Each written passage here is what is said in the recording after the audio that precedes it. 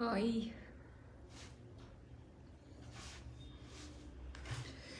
يا مساء الفل، رمضان كريم مع الناس. مفيش حد موجود، مفيش حد موجود. كنت بطلع لايف زمان كان بيفرقع والله العظيم.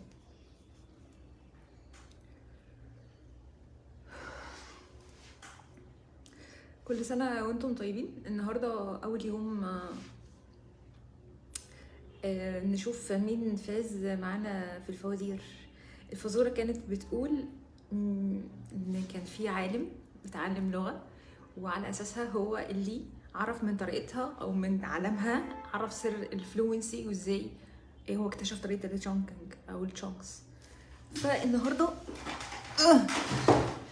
النهاردة أول فايز معانا النهاردة إن شاء الله. أنا كتبت، أنا هعمل بقى سواب عشان نشوف مين الفايز. هفهمكم عملت إيه. استنوا، السواب الكام؟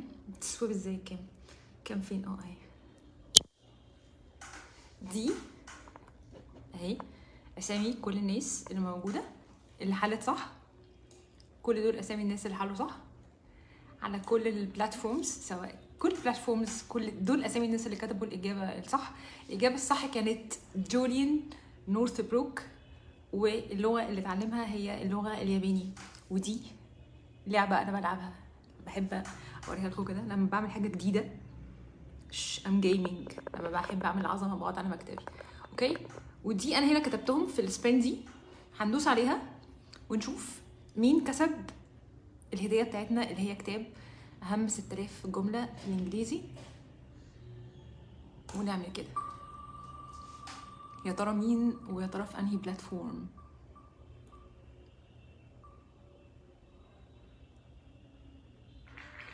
واو، روان هاني من على الفيسبوك هي اللي كسبت في اول فزوره معانا. فزوره اسمها فزوره فزوره فر فزوره في فزوره فيرو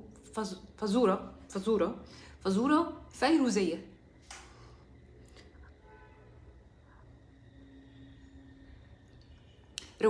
روان هاني كتبت كومنت على الفيسبوك بالاجابه الصح. حابه اقول ان الكتاب هيوصل لها بشحن مجاني، هي مش هتتكفل باي حاجه، هتاخد هديتها بس عن الجاهز. كتاب اهم 6000 جمله في الانجليزي. في ناس كتبت اكتر من كومنت على كل بلاتفورم، وده خلاني افكر واقول ان بعد كده في الاسابيع اللي جايه ممكن اخد واحد من كل بلاتفورم. يعني انت ممكن تكتب مره على الفيسبوك، يوتيوب، انستجرام، تيك توك، وكل مره اختار حد مختلف من كل بلاتفورم. الاجابه الصح كانت جوليان نورثبروك، واللغه بتاعته هي اللغه الياباني. في ناس كتبت العالم اسمه جولي، واسمه جولين مش جولي. فان شاء الله الاسابيع اللي جايه هنكسب ناس اكتر. والف مبروك يا روان هاني. هستنى ان انتي تكلميني على المسجز، تبعتيلي الف مبروك على الكتاب، وان شاء الله نطلع لايف تاني الاسبوع اللي جاي ونكسب حد جديد او حده عزيز ووتشر او عزيزي ووتشرايه.